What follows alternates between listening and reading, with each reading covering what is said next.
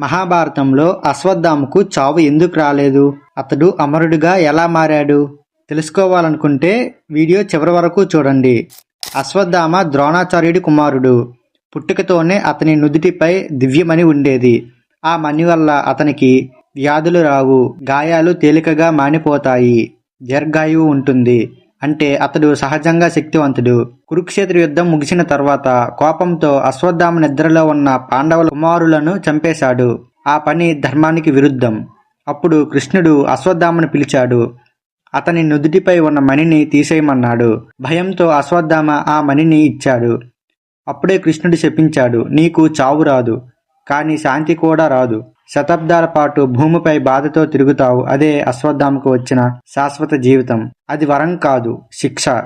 అతను అమరుడయ్యాడు, కానీ ఆనందం లేదు, శాంతి లేదు, ప్రజల మధ్య జీవితం లేదు. అశ్వత్థామ కథ మనకు ఒకటి చెప్తోంది.